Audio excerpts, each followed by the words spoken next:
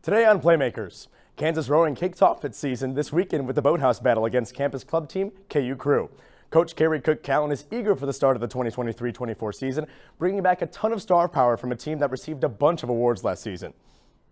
Kansas women's basketball packed Allen Fieldhouse for the Women's NIT Championship game a mere 5 months ago. Now, the team is forced to put the trophy behind them and set goals for the new season. Holly Kurzgeter and Yvette Mayberry are ready for the challenge. Kansas softball's season opener was shortened due to rain last night, but that didn't stop the Hawks from reigning victorious over Johnson County Community College 16-0. Highlights from the Jayhawks' return to the Diamond are on the way. I'm Tyler Domenico, and welcome back to Playmakers.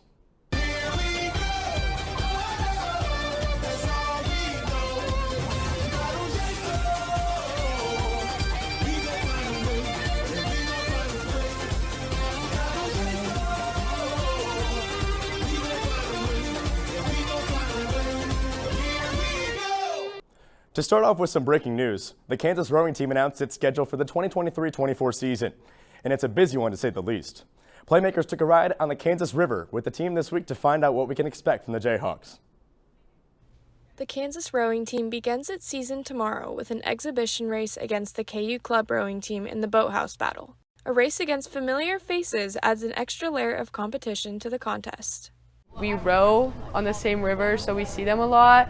I'm just really interested in seeing how it goes because we've never done anything like this before, at least since I've been here. So I'm just really curious to see the kind of work they put in and how it's going to translate on the water against us. The team is crossing its fingers for good weather, but with wind and a chance for rain in the forecast, the team has to be ready for anything. Sometimes with rain comes wind, so that can kind of mess with the water. So it's a lot of just kind of mental toughness and being like, not freaking out and knowing that you're not in danger and just kind of rolling with the punches. For senior Lane Draper, the weather on the water is nothing new as she enters her 4th year on the team. What she's eager for is watching those coming behind her as they start their journey as a Kansas rower.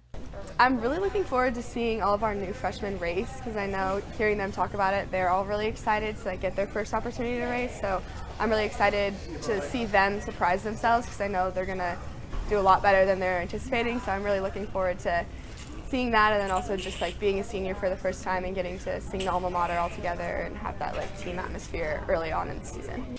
Draper reflected on what a unique and special experience the rowing team has provided her with the last 4 years. Other people don't get this every single day, so just trying to make sure that I'm appreciative of that, and it amazes me honestly every single day because it's different every day and it's so beautiful that we get to be out there. Women's basketball finished its season in April on a bittersweet note. The Lady Jayhawks missed the NCAA March Madness tournament, but won the Women's NIT Championship. Carolians had the opportunity to speak with Holly Kurzgeter and Yvette Mayberry this week about how they're hoping to exceed last season's accomplishments. The women's basketball team had nothing short of a great season finish, becoming the WNIT champions. But how will they keep this momentum heading into this next season? By being united. I know last year, I feel like that was one of our weaknesses.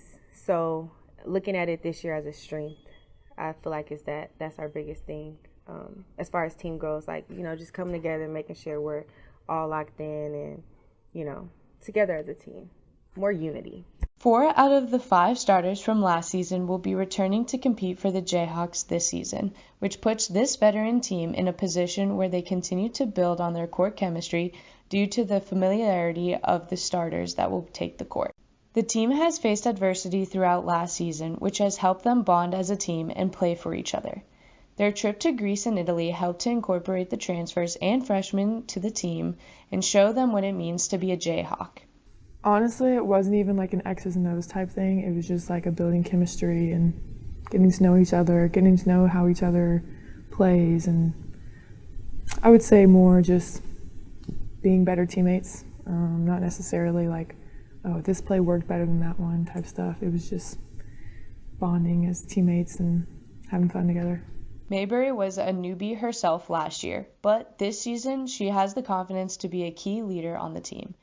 Mayberry stood out last year as she was recognized as the Female Newcomer of the Year in KU Athletics. Just to be recognized after, a hard-fought year I was just honored. I was very honored. Holly Kurzgeter was an important element to the team's success last season as a senior, and fans were unsure if she would come back. She decided to return and represent Kansas one last season before she graduates. If you have the opportunity, why not take it? So it's a fun thing to be a part of.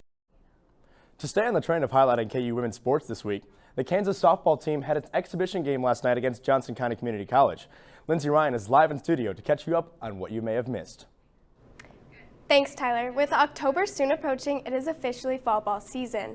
The Kansas Jayhawks softball team opens its season last night against Johnson County Community College with a 16-0 shutout. Ashlyn Anderson for Kansas started the game off with a double to right center. The bases were loaded from 4 consecutive walks, giving the Jayhawks a 4-0 lead halfway through the first inning. Another double, this time from Savannah DeRochers, gave Anderson the 5th run of the game for Kansas and forced the 5-run limit rule. Angela Price put her name on the board with an RBI in the 3rd inning, increasing the Jayhawks' lead to 6-0. Junior pitcher Olivia Bruno backed up the offense, throwing 8 strikeouts in the first 4 innings for the Jayhawks. A weather delay put the game on pause, but quickly resumed and Kansas continued its dominance. Freshman pitcher Anna Souls made her Jayhawk debut in the top of the 4th inning, picking up the last 2 outs with a strikeout and a putout. In the bottom of the 4th, Kansas hit its second 5-run limit with RBIs from G, Anderson, and Flanagan, extending the lead to 11-0. The Jayhawks continued to control the game, scoring 5 more runs in the last 3 innings. Kansas will travel to Wichita on Sunday, where they play the Wichita State Shockers. That's all for softball. Tyler, what's up next? Thanks, Lindsay. It was certainly a good start to the season for the Jayhawks. After the break, we are back with some breaking news in the pro sports realm.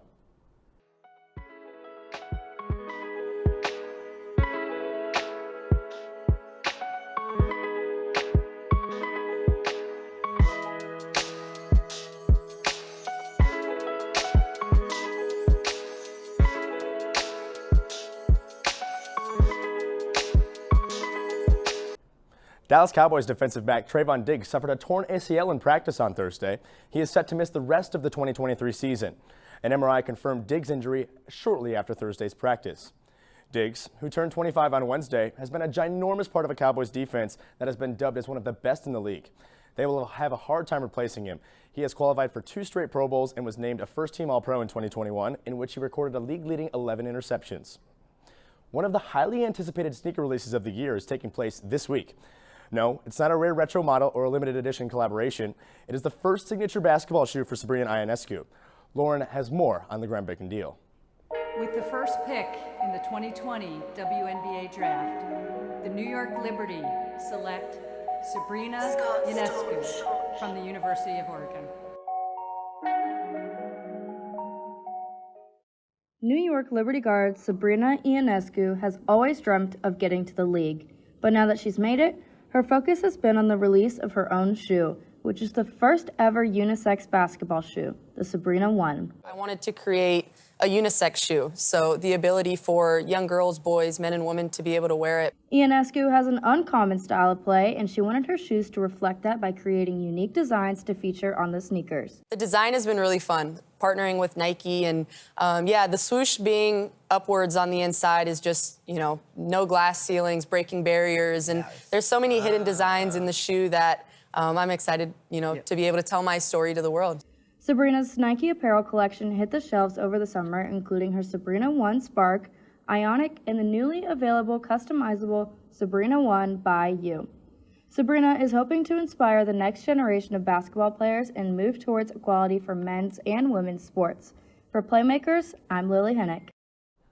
Not everyone in the pro sports world is getting good press. Columbus Blue Jackets head coach Mike Babcock announced his resignation Sunday amid rumors of breaching the privacy of his players. He was on the job for just 78 days. Mike has more on the controversy surrounding the former Jack Adams Award winner. Last year, the Blue Jackets landed one of the top free agents available on the market, Johnny Gaudreau, and were hoping to take the next step to turn the team around. However, they finished the season as the second worst team in the league with a record of 25 wins and 57 losses. Changes had to be made. After a pair of back-to-back losing seasons, the Blue Jackets decided to fire head coach Brad Larson. 3 months later, the decision was made to hire former Toronto Maple Leafs head coach Mike Babcock, signing him to a 2-year, $8 million deal. Babcock won a Stanley Cup with the Detroit Red Wings in 2008 and coached Canada to 2 Winter Olympic gold medals. However, up to the point of his hiring in Columbus, Babcock was most known for what happened after the Leafs decided to fire him halfway through his 8-year deal. Immediately after his termination with the Leafs, many former players of his came out to the public accusing Babcock of bullying and verbally abusing players not only in Toronto, but also when he coached in Detroit. One report said that he'd have players rank their teammates from worst to best and then share their rankings with other players behind their backs. 2 years after his termination, the Blue Jackets decided to still take a chance with him. However, Babcock is back in the news, and not for good reasons. Last week, former NHL player Paul Basanti reported on his podcast, Spittin' Chicklets, that Babcock was asking Blue Jackets players to show him personal photos on their phone and then projecting them for others to see. He called in players from his team, and he'll say, "Let me see your phone. I want to see open up your photos, and I want to see who you are as a person." The players in the past have obviously handed over their phone. They plug it in, and I think it's a video coach plugs it in, and then they bring it up on a flat screen, and he goes through the camera roll on your phone to see what type of person you are. Babcock and Blue Jackets captain Boone Jenner immediately denied the reports, but due to his track record, the Players Union decided to launch an investigation. This past Tuesday, Mike Babcock decided to resign as head coach of the Columbus Blue Jackets just days before training camp will begin and only 2 months after his initial hiring. According to an ESPN article, Columbus Blue Jackets management admitted it made a mistake in hiring former head coach Babcock. We went through a process earlier this summer prior to hiring Mike Babcock as our head coach, but we got it wrong, and that's on us. The Blue Jackets have already announced that associate coach Pascal Vincent will be the team's new head coach for the next 2 seasons. The Blue Jackets are hoping Vincent can turn the ship around. Last year's darlings have become this year's dominators out east. When Baltimoreans aren't enjoying crab cakes and natty bows, they're enjoying winning baseball. However, this hasn't always been the case. Jaden analyzed the Baltimore Orioles' return to dominance. One of the biggest surprises of the 2023 MLB season has been the Baltimore Orioles, who currently sit atop the AL East with over 95 wins. This hasn't always been the case, however. In 2018, 19, and 21, the Orioles failed to reach more than 60 wins and finished last in the AL East in all 3 years. With the leadership of GM Mike Elias and manager Brandon Hyde, the O's have gone from worst to first. Pictures from the Orioles' recent clubhouse celebration show Elias on one knee taking a swig from a beer bong in a Budweiser-drenched shirt. If you were looking for any indication on the success of those 2 hires, I'd look no further than that picture. Before the beer showers, the Orioles had to start from scratch, using the draft capital from multiple 100-loss seasons. GM Mike Elias and his scouting team nailed some of the best high-profile draft picks in recent memory. Adley Rutschman was a consensus #1 overall prospect for years before the Orioles got him fitted for black and orange on draft day in 2019. Since debuting in 2021, Rutschman has provided a lead positional advantage behind the plate. As a defender, Rutschman's blocking, framing, and pop time metrics all rank in the top 20% of MLB. And at the plate, his elite bat-to-ball skills and plate discipline as a switch hitter are unrivaled for a catcher. The Orioles used Rutschman as a springboard for a flurry of hits on the following draft days, with names like Gunnar Henderson, Heston Kjerstad, and Jackson Holliday following in his footsteps. Baltimore has also excelled at pairing their young stars with elite bullpen pieces like Yamar Cano and Felix Bautista, who were acquired via trade and free agency and then developed under the Orioles coaching staff. Every great dynasty begins with troves of young, controllable talent and elite coaching to guide the ship. And Baltimore looks to cement their 2023 breakout as a new normal. Thanks, Jaden. Wonderful stuff. That concludes this week's Pro Sports Blog. After the break, we are back with Jackson and his famous roundtable with the question that everyone has on their mind in September. Who will be the Super Bowl halftime performer?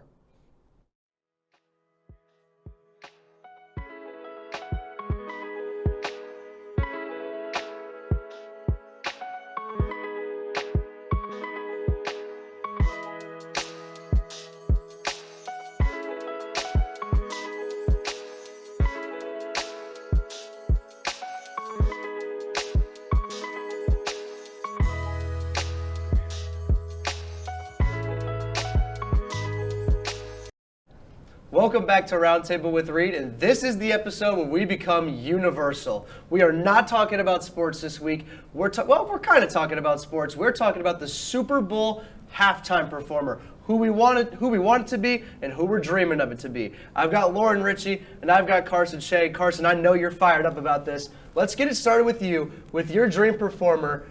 No surprise, make it count, play it straight. Don't look back, don't hesitate. That's right. This is a dream come true for me to talk about Big Time Rush on the show. I think VTR would be a great halftime show. I mean, they got the classic hits with Boyfriend and Windows Down, but they also have some new hits that they could promote. They could bring out Snoop Dogg. They could bring out Jordan Sparks. I think they'd put on a great show. Lots of possibilities with Big Time Rush. Lauren, you're going a little old school, going ABBA. Tell me why. So if you don't know who ABBA is, they're the group behind the Mamma Mia songs. They're the songwriter and singers of all those famous songs, you know. I mean, Jackson, Carson, I know you would break out into Dancing Queen right now if you could. 100%. It's definitely a bucket list item for me to go to Greece and sing out all the Mamma Mia songs. So I know that if they were there, I would be willing to spend my money on a 2-for-1 deal with the concert and the game. So ABBA, I know it's unrealistic because the group's separated, but to me, that'd be a dream come true. That's why it's called a dream, and I'm going to go with something a little unrealistic too. Give me some George Strait. This Super Bowl marks the 20th anniversary since the last time we had a country singer performing at halftime. That was Shania Twain. I don't really know if that counts. George Strait, that would definitely count. That would be an all-time dream of mine and our producer, Chad Cushing. Let's go back down here to Carson with your actual prediction. Talk to me about Dua Lipa. I mean, Dua Lipa is one of today's biggest artists. She has a lot of hits like Levitating, Break Your Heart, and she was a big star in the Barbie album, and I think that could really promote her. 100%. I think she'd do a great job. That would be a great halftime show. And Lauren, talk to me about Kesha. Yeah, I know we haven't heard her name in a while, but she kind of is the reason we're here. Like, we grew up listening to her. We turned on the radio, and it was always Kesha songs. I mean, looking back to last year, Rihanna had a great performance, all her mashups with her most popular songs. I think if Kesha did that, it would definitely break the charts. So at that point, I mean, what is football anymore? I think that would be a great show. So guys, I have to confess something. I'm going with Miley Cyrus, and I cheated a little bit. I looked at the betting odds, and Miley Cyrus is the overwhelming, bar none favorite at plus 260. I think Dua Lipa is right behind her at like plus 500. So Miley Cyrus is over, far and above the betting favorite to get the Super Bowl halftime show, and I think that would be a great halftime show. Give her 15 minutes. I think she's got, you've got all the hits. I think that would be a fantastic halftime show. Carson, Lauren, this has been a lot of fun on this roundtable. We did something different this week, and I liked it a lot. I can't lie. But something I also like a lot is some sports video games. Host Tyler, what's going on, man? Tell me about some sports video games. That's awesome. Great stuff, guys. Sports video games have been on a steep decline in recent years, but why? Brody Sullivan dove deep into the topic this week to try and find some answers. EA Sports and 2K games have dominated the sports video game space for nearly 20 years. The most popular titles, Madden NFL Football and NBA 2K, pace revenue in the genre with each yearly release. The most recent installment of each game is fans fed up with mediocrity. Outside of annoying bugs and glitches, fans of the franchises are more upset that EA and 2K have shown such a lack of effort when it comes to creativity.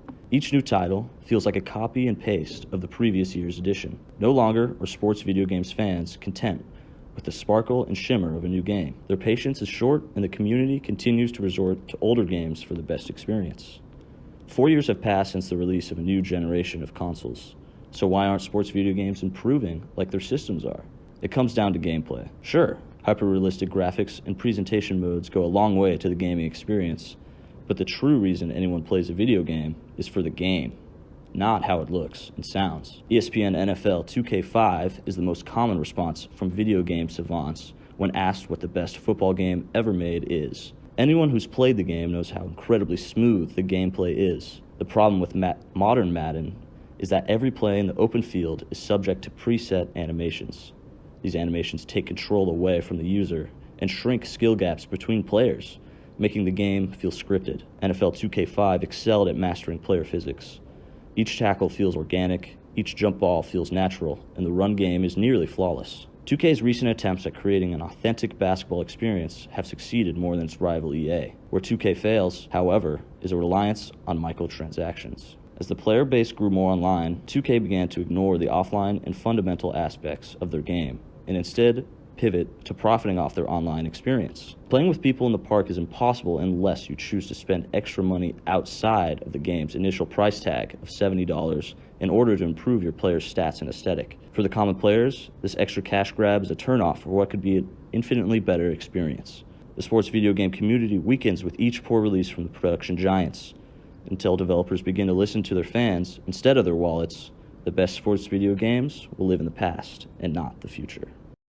What's up, guys? It's Chad Jackson here, and welcome back to another NFL Breakdown. Today we're going to be talking about Kirk Cousins, and so people might be asking, why are we talking about Kirk? The Minnesota Vikings are 0-2. Well, even though they're 0-2, Kirk has been playing amazing during those games. Let's look here in week 1. We're going to take a quick look right here. It looks like it's man coverage right here on Jefferson.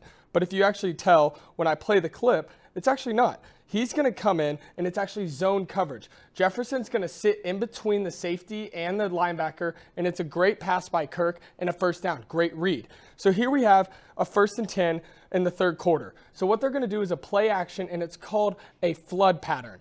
This guy right here is going to run a short out route, and this tight end who's on the line of scrimmage is going to run a deeper out route. So what that's going to do is make mass confusion happen on the defense. And when Kirk gets out of the pocket, you'll see right here, this is Devin White, star linebacker for the Tampa Bay Buccaneers. He's supposed to be guarding number 84, Josh Oliver, but he sees Kirk get out of the pocket, which leaves Oliver wide open. Once again, another great read by Cousins. Here we are. This is Thursday Night Football last week against the Philadelphia Eagles. So what happens here is Kirk is going to see that this is man coverage right here.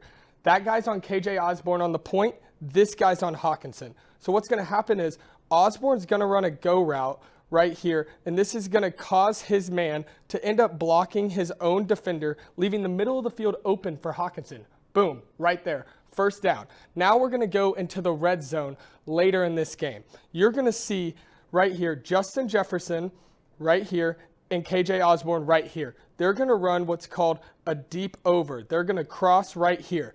This is going to send a lot of confusion towards defenses. With Jefferson being as disruptive as he is, people are going to pay a lot of attention to that. Kirk knows this, stays in the pocket, takes a hit, and delivers a strike to a wide open KJ Osborne for a touchdown.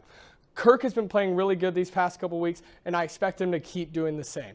Thank you guys for listening, and I'm going to head it over to Tyler to finish the show. Thanks, Jack. Ball knowledge is still excellent. That's all for this week's edition of Playmakers. Be sure to follow us on social media at PlaymakersKU to find all our content on the sports world as we see it. Remember, it's not about the game you played, but the plays you made. Rock chalk, and see you next time.